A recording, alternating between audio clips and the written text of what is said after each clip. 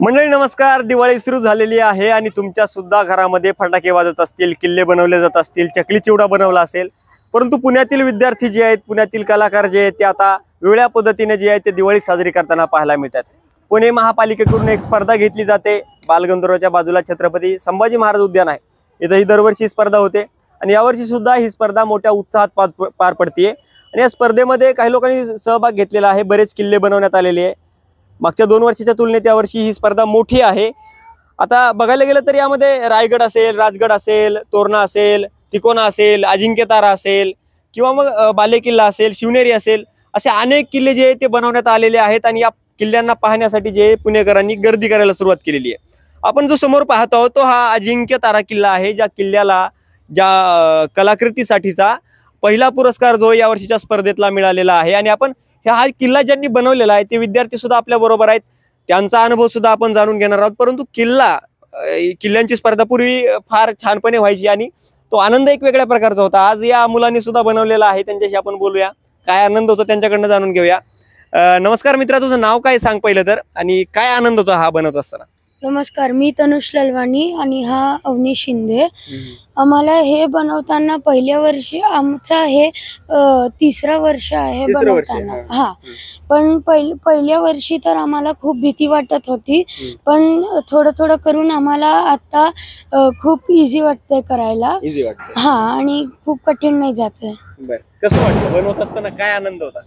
बनवत असताना आम्हाला हे भीती वाटत होती की आम्ही प्राइज जिंकणार आहोत की नाही, परंतु आम्ही केलं थोडंफार काही झालं आणि पहिला क्रमांक मिळाला. हो. तुझं काय सांगशील? आता तू सुद्धा याच्या बरोबर तितक्याच ताकदीनं काम केलेलं आहेस. काय अनुभव हे सगळं बनवत असताना?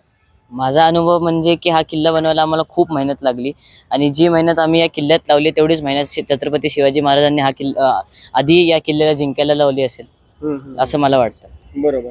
आता किती दिवस हा सगळा किल्ला बनवण्यासाठी तुम्ही मेहनत घेतली? याच्यामध्ये काय काय प्रमुख भाग आहेत जरा सांगशील मला? अजिंक्यतारा दिसतोय आम्हाला समोर, पण याचे प्रमुख भाग काय काय आहेत ज्यामुळे या किल्ल्याला विशेषत्व प्राप्त झालेला आहे? लोक जातात बघायला. काय गोष्टी काय आहेत महत्वाच्या? या अजिंक्यतारा किल्ल्यात अनेक मंदिरे आहेत आणि अनेक असे तलाव आहेत आणि हा किल्ला कधीच जिंकत नाही येणारा असा किल्ला पण ओळखला जातो.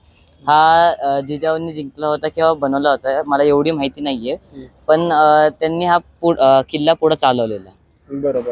आता ह्याच्यामध्ये जर बघितलं तर तटबंदी आणि हे सगळ्या विशेषतेमुळं याला जो आहे तो जिंकता आलेलं नव्हतं आणि तो एक विशेष आहे. परंतु हे सगळं बनवत असताना तुम्हाला काय काय साहित्य लागलं, किती खर्च आला आणि हे कसं कसं म्हणजे यामध्ये तुला सांगता येईल का की याची लांबी रुंदी काय कशा प्रकारे आहे हे जे बनवलेलं आहे समोर?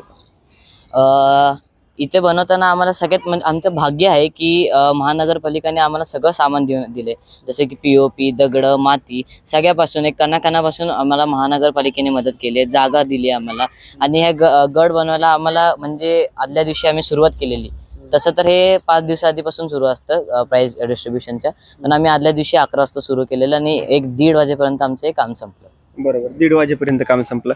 पण याच्यामध्ये जर बघायला गेलं मंडळी तर याच्यामध्ये मंदिरांची संख्या खूप जास्त आहे. जर महादेव मंदिर बघितलं किंवा उत्तराभिमुख हनुमान मंदिर बघितलं किंवा इतर जी मंदिरं आहेत, इकडं महादेव मंदिर परत आहे किंवा तलावाच्या बाजूला इकडे हे मंगळाई मंदिर आहे, अशी मंदिरं बरीच यामध्ये पाहायला मिळतात. आणि विशेष म्हणजे हा किल्ला जो आहे तो कधी जास्त वेळा जिंकला गेला नाही असं सांगितलं जातं, म्हणून याचं नाव जे आहे ते अजिंक्यतारा म्हणजे अजिंक्य अशा प्रकारचा किल्ला असं ठेवण्यात आलेलं होतं. आणि जर पोस्टरवर बघितलं आपण तर यामध्ये ताराबाईंचा राजवाडा या किल्ल्याच्या जवळच आहे, किल्ल्यावर आहे. महादेव मंदिर आहे, जो मुख्य दरवाजा आहे, जो अभेद्य राहिलेला किल्ला दरवाजामुळे ओळखला जातो, तो दरवाजा सुद्धा आपल्याला चिटकवलेला पाहायला मिळतो. आणि हनुमान मंदिर जे पुरातन आहे ते सुद्धा आहे. आणि प्रसार भारतीनं या ठिकाणी एक टॉवर लावलेला आहे, त्याचं सुद्धा चित्र या मित्रांनी लावलेलं आहे, तलावाचं चित्र सुद्धा लावलेलं आहे. माझी कॅमेरामॅनला विनंती आहे की इकडे दाखवावं, आपण जरा प्रेक्षकांची सुद्धा जी बघायला आले त्यांच्याशी सुद्धा संवाद साधूया. तुम्ही कुठनं आलात? किल्ले स्पर्धा पाहताय, काय काय वाटतं? खूप छान वाटतंय. हो. काय नाव तुमचं? मी गोरख फलके, मी कलाकार आहे, अभिनेता आहे. मी छावामध्ये काम केलंय. तर आम्ही भरपूर किल्ल्यावर अशी भटकवंती केली. त्यानंतर हंबीराव बंदी मी काम केलंय. त्यानंतर आम्ही पंचगणी, महाबळेश्वर, पूर्वी कशा लढाई होत्या त्या आम्ही तिथं अनुभवल्या आणि त्याच आता इथं आम्हाला या किल्ल्यामधून दिसतंय की कसे किल्ले प्रत्यक्ष समोर दिसतं ते. हा आम्ही पाहिलेले सगळे किल्ले विजयदुर्ग वगैरे समुद्र तलावावर कसे आम्ही लढाई केल्या पहिल्यांदाच आले तुम्ही?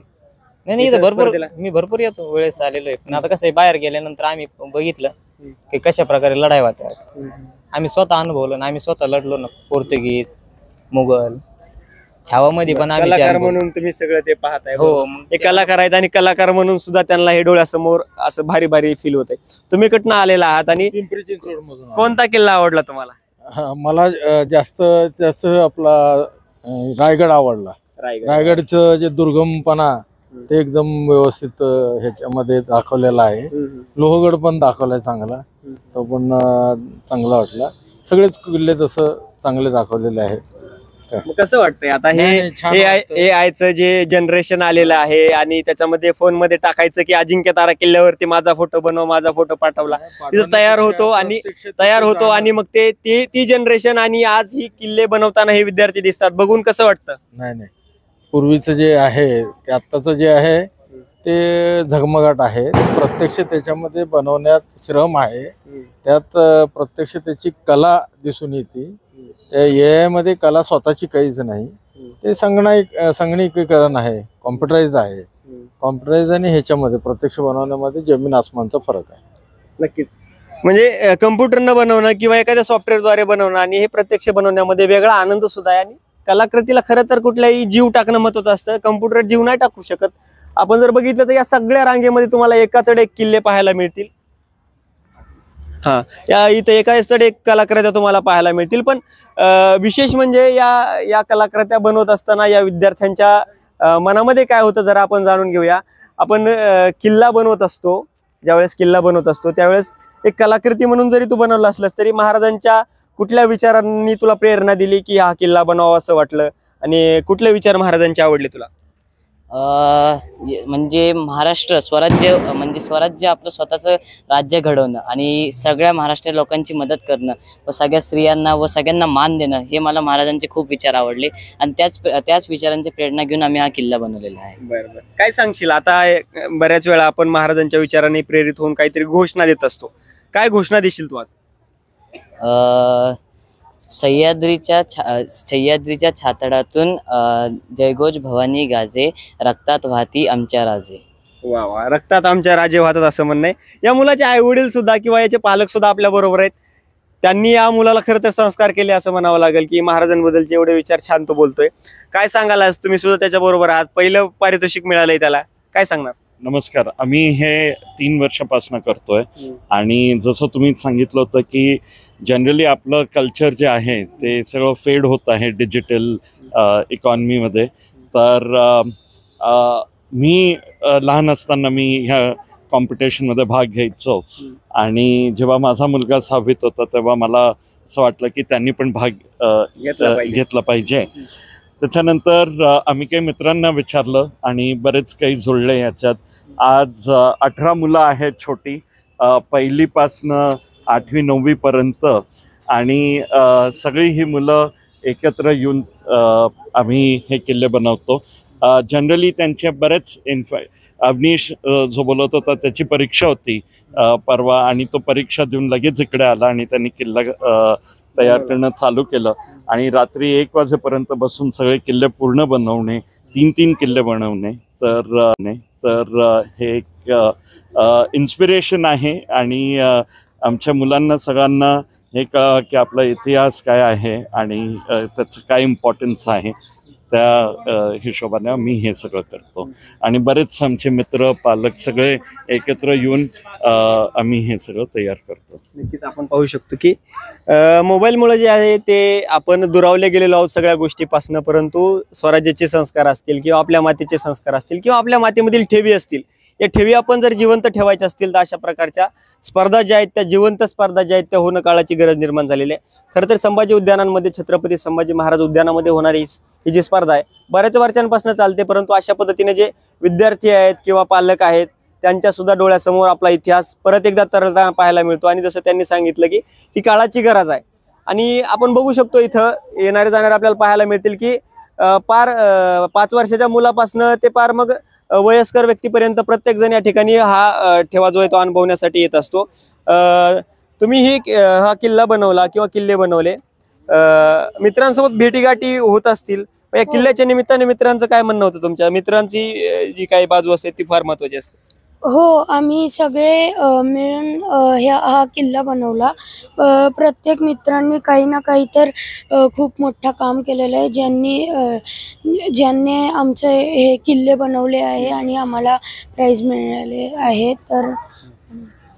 तर माझं असं मत आहे की जे मित्र आम्हाला म्हणजे भेटायला म्हणजे कधीच भेटत नाही, असे भरपूर मित्र आहेत. ते आमच्या पालकांमुळे आमची ओळख झाली, पण ते मित्र आम्हाला कधी भेटत नाही. तर त्या किल्ल्याच्या निमित्ताने जेव्हा आमची भेट होती तेव्हा आम्हाला खूप असा आनंद होतो की सगळे मित्र बनून महाराजांच्या आठवणीमध्ये हा किल्ला बांधतात आहेत, खूप काही करतात आहेत, महाराजांचा इतिहास वाचतात आहेत आणि अनेक मावळ्यांची माहिती काढतात. मावळ्यांची माहिती सुद्धा झाली. किती छान अनुभव आहे. अजिंक्यतारा नावाचा हा जो किल्ला त्यांनी बनवलेला आहे आणि या किल्ल्यावरती खरं तर महाराणी ताराबाई ज्या आहेत त्यांनी बराच काळ त्यांची कारकीर्द घालवलेली. हा किल्ला स्वराज्याची 4थी राजधानी म्हणून ओळखला जायचा आणि हा किल्ला म्हणजे आता पर्यटक जे आहेत ते मोबाईलवरनच पर्यटन करायला लागलेले असताना आज हे जे किल्ले बनवलेले आहेत मागे हे पाहायला गेलं तर इकडे पण आपण पाहू शकतो आणि फार तो सुंदर पाहायला मिळतो. तिकडे राजगड किल्ला सुद्धा बनवण्यात आलेला. असे अनेक किल्ले इथं जे ते या स्पर्धेमध्ये बनवलेले आहेत. स्वराज्याच्या आठवणी असतील किंवा महाराजांच्या आठवणी असतील किंवा त्यांचं शौर्य असेल, वेगवेगळ्या कलाकृत्यांच्या माध्यमातून आपण TV वरती पाहत असतो. परंतु अशा प्रकारे जर हा नयनदेप्य अशा प्रकारचा सोहळा जर अनुभवायचा असेल तर संभाजी महाराज गार्डन, छत्रपती संभाजी महाराज उद्यान बालगंधर्व रंगमंदिरच्या बाजूला आहे, आपल्या पुण्यामध्ये आहे. नक्की एकदा भेट द्या आणि अनुभवा. स्वराज्याच्या अशाच गोष्टी आणि इतर गोष्टी सुद्धा तुमच्यापर्यंत घेऊन येणार आहे. त्यामुळे जुळून राहा नवराष्ट्रासोबत.